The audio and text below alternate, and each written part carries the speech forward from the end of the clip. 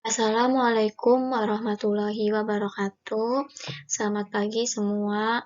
Eee, Sebelumnya, bagaimana kabar kalian? Semoga selalu senantiasa dalam lindungan Allah Subhanahu wa Ta'ala.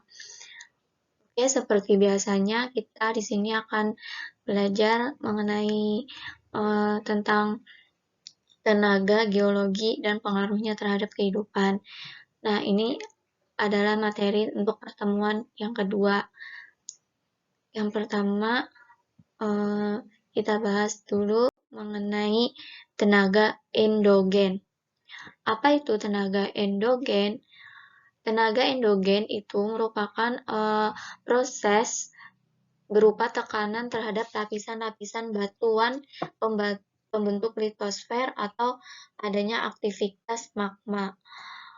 Kemudian bisa juga dia secara vertikal, di mana ketika tekanan itu berbentuk vertikal, maka itu akan mengakibatkan tonjolan yang ada di permukaan bumi seperti kubah.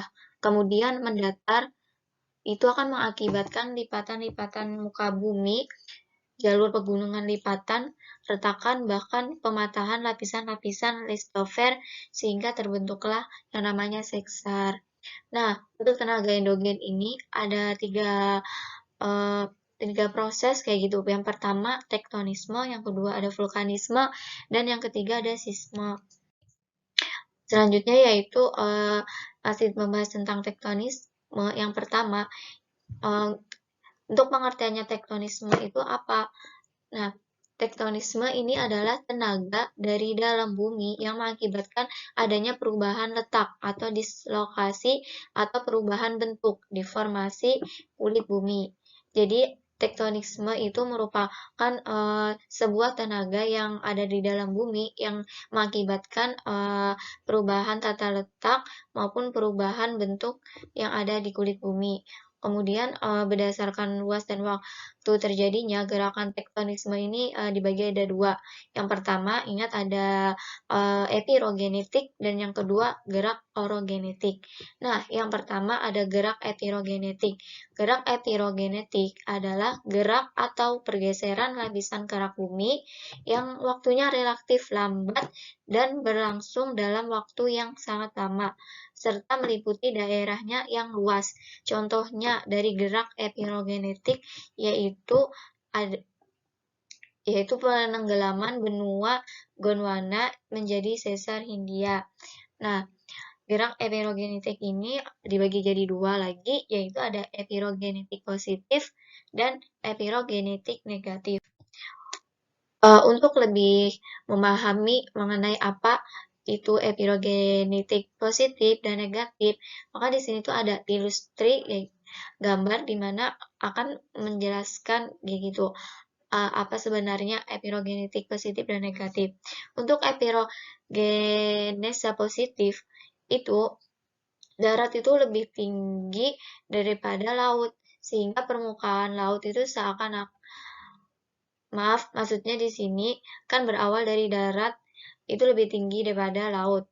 Nah, dalam proses waktu itu berubah jadi daratnya tuh lebih turun, kemudian seakan-akan permukaan laut ini naik.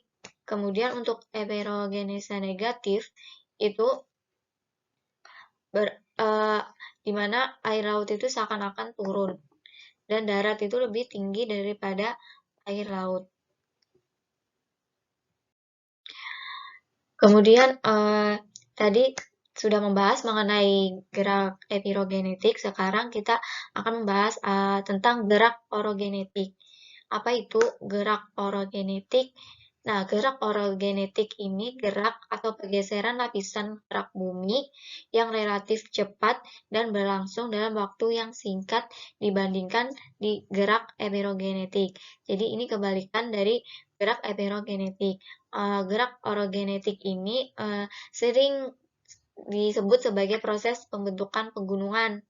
Contohnya yaitu adanya pembentukan pegunungan-pegunungan yang ada di bumi ini seperti pegunungan Andes, Rocky Mountain, Sirkum Mediterranean, dan sebagainya. Nah, dari gerak orogenetik ini menghasilkan sebuah proses lipatan yang disebut dengan folded process dan patahan, yaitu fold process. Yang pertama kita akan membahas tentang proses lipatan folded process.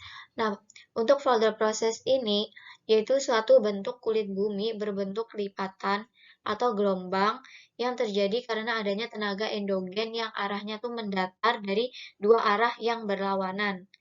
Nah, seperti yang ada di gambar sini kan terlihat bahwa itu ada tenaga di mana arahnya tuh mendatar dari dua arah yang berlawanan sehingga lapisan-lapisan batuan yang di sekitarnya itu terlipat dan membentuk puncak yang puncak biasanya disebut juga dengan antrikin, kemudian lembah disebut juga dengan sinkline. Kemudian masih dalam folded process, ini terdiri atas berbagai bentuk, yaitu apa aja bentuknya. Yang pertama ada lipatan tegak. Nah, lipatan tegak itu apa? Yaitu lipatan yang dihasilkan dari kekuatan yang sama yang mendorong dari dua sisi secara seimbang. Jadi dari kekuatan antara kanan dan kiri itu kekuatannya itu seimbang sehingga terbentuklah lipatan. Jika kita ukur kayak gitu di tengah-tengah lipatan tersebut maka itu sumbunya akan tegak. Kemudian ada lipatan miring. Nah, lipatan miring itu merupakan lipatan yang dihasilkan ketika kekuatan tenaga pendorong itu di salah satu sisinya itu lebih kuat, maka akan menghasilkan kenampakan yang salah satunya itu lebih curam. Di gambar di sini ya dapat dilihat dimana kalau misalnya kita ukur yaitu dengan sumbu maka sumbu tersebut pasti akan berbentuk miring gitu. Kemudian yang overfold yaitu lipatan yang terbentuk pada saat tekanan bekerja pada salah satu sisi dengan lebih kuat. Jadi ini juga untuk overfold ini sendiri sama gitu, dimana tekanan yang bekerja itu hanya pada salah satu sisi yang lebih kuat dibandingkan dengan sisi yang lainnya, sehingga sisi yang tersebut akan terlipat sesuai dengan arah lipatan. Kemudian untuk recombined itu terbentuk pada saat lipatan yang satu menekan sisi yang lain menyebabkan sumbu lipat hampir datar. Nah, saking kuatnya sehingga lipatan tersebut tuh seakan-akan tuh terlipat hampir datar gitu.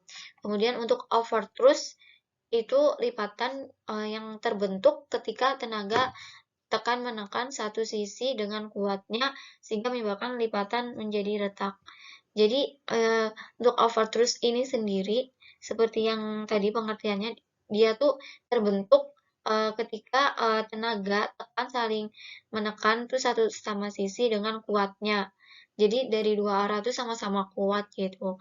Saking kuatnya maka terjadilah sebuah lipatan bahkan bisa sampai lipatan tersebut tuh menjadi retak. Kemudian untuk pembahasan kedua tadi ya tentang gerak orogenetik tadi yaitu ada patahan atau fold process.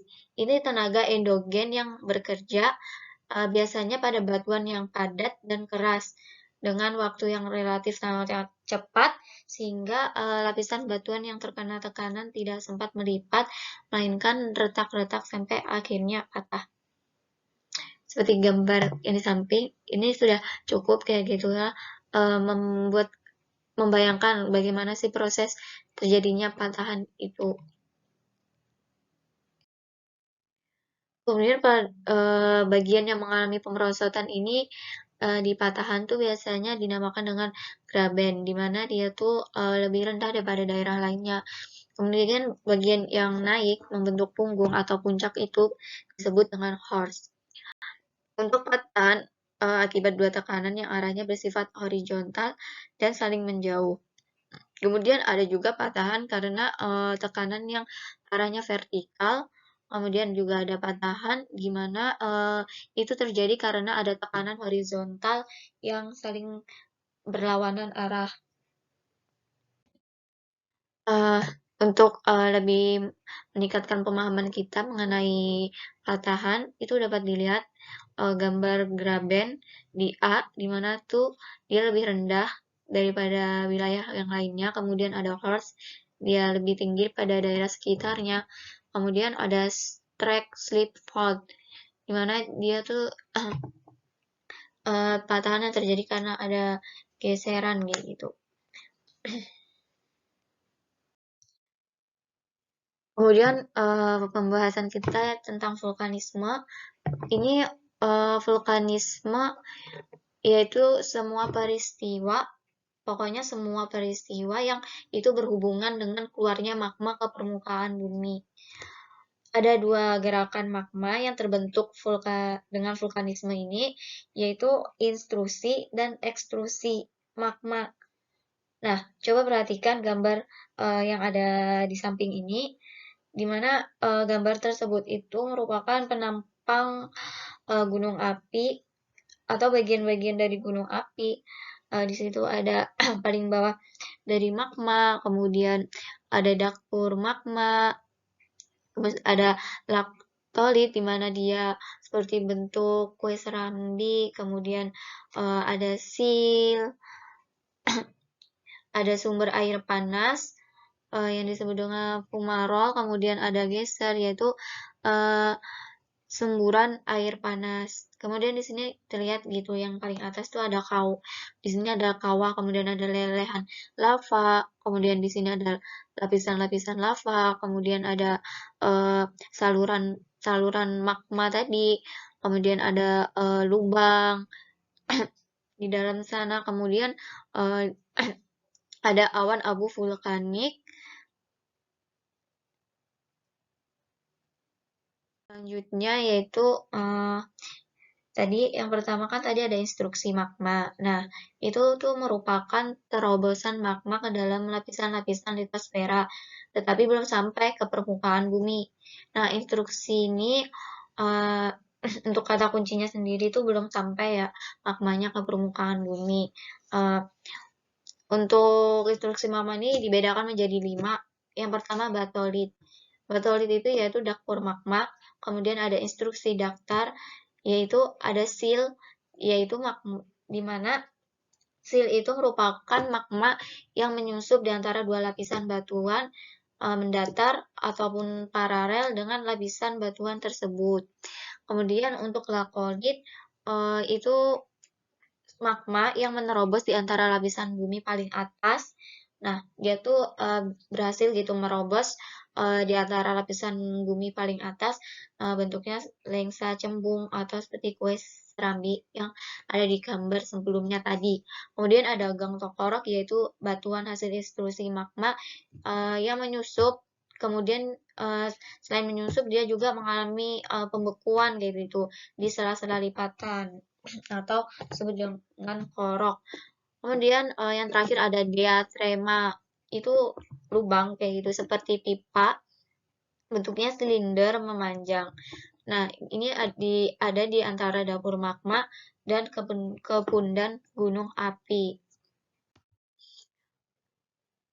Dan ini adalah gambar lakolit tadi ya, bentuknya seperti kue serambi, kemudian ini sil, di mana dia menerobos bisa berbentuk mendatar maupun tadi paralel gitu.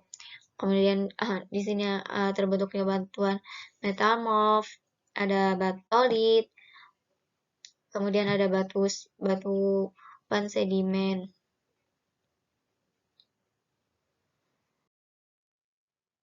Oke, kita akan membahas tadi setelah intrusi, sekarang ekstrusi magma.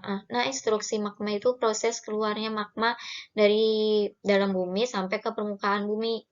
Jadi dia tuh sudah sampai ke permukaan bumi. Materi hasil ekstrusi magma ini bisa berupa lava. Yang pertama magma yang keluar sampai ke permukaan bumi dan mengalir ke permukaan bumi. Kemudian ada lahar, itu material campuran antara lava dengan materi-materi yang ada di permukaan bumi seperti ada pasir, biasanya kerikil, kemudian debu, dan akhirnya tuh dia tercampur dengan air sehingga terbentuklah lumpur. Kemudian ada eflata atau bisa juga disebut dengan piroklastika yaitu material padat, bentuknya tuh padat berupa bom, lapilli, kerikil, dan debu vulkanik.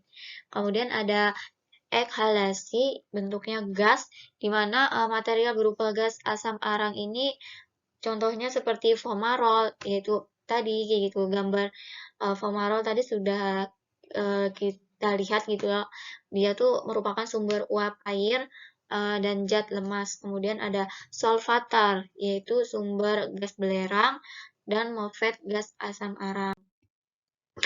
Untuk eksplosi ini identik gitu dengan erupsi atau letusan gunung api yang dapat dibedakan menjadi dua, yaitu ada erupsi efusif. Yang pertama, apa itu erupsi efusif? Yaitu lelehan lava melalui retakan atau rekahan atau lubang kawah suatu gunung api. Jadi lelehan lava tersebut itu melalui retakan-retakan atau rekahan ataupun itu lubang gitu di suatu yang ada di gunung api tersebut. Kemudian untuk yang eksplosif ini erupsi berupa ledakan dengan mengeluarkan bahan-bahan padat seperti eflata atau piroklastika tadi, yang dimana bentuk dari eflata ini bisa berupa bom gitu, lapilli maupun kerikil dan debu vulkanik, dimana dia tuh bersama-sama dengan gas dan fluida.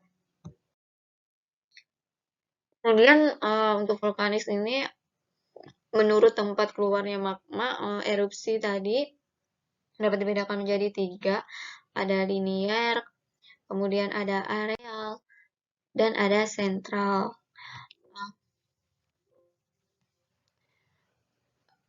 Oke, tadi untuk erupsi sentral, yaitu jika letusan yang terjadi itu keluar melalui sebuah lubang yang membentuk gunung api yang terpisah-pisah.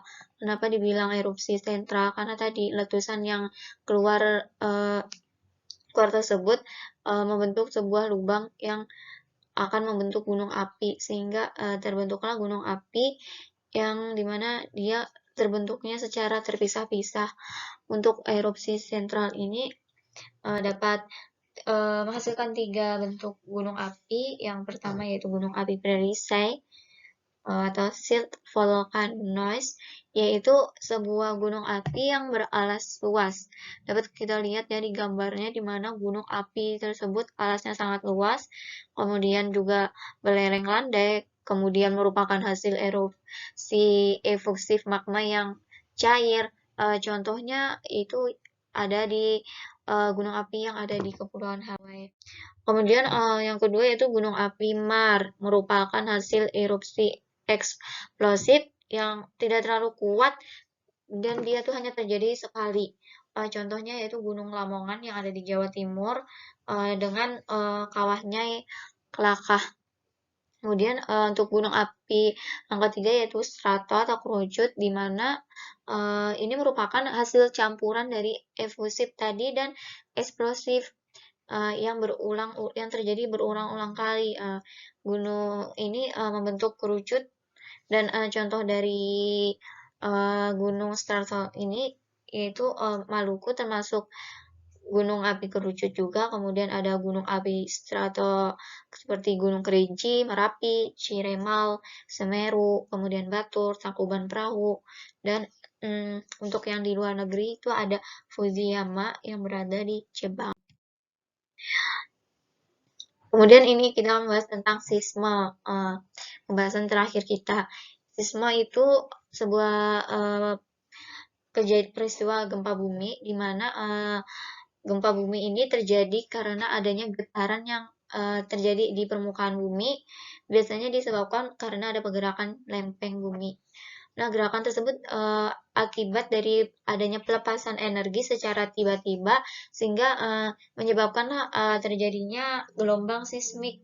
Nah, gempa bumi merupakan proses endogen, yaitu akibat adanya pergerakan bumi. Kemudian untuk sisma ini ada beberapa jenis kayak gitu.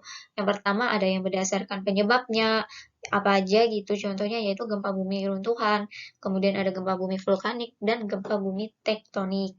Kalau berdasarkan bentuk epicentrumnya yaitu ada gempa linear, ada gempa sentral, kemudian berdasarkan kedalaman hypocentrum ada gempa dangkal, gempa menengah, gempa dalam.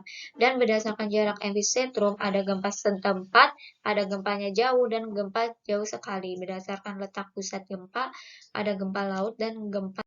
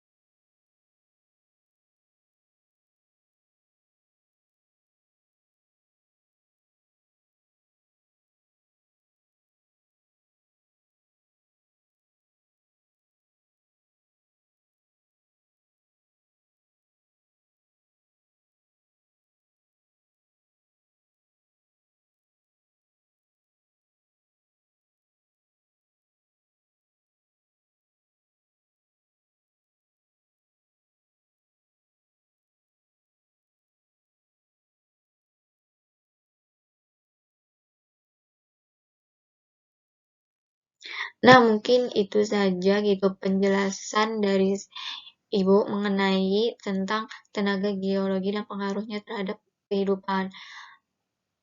Selanjutnya, untuk pertemuan ketiga, nanti kita akan membahas gitu tentang endosfer.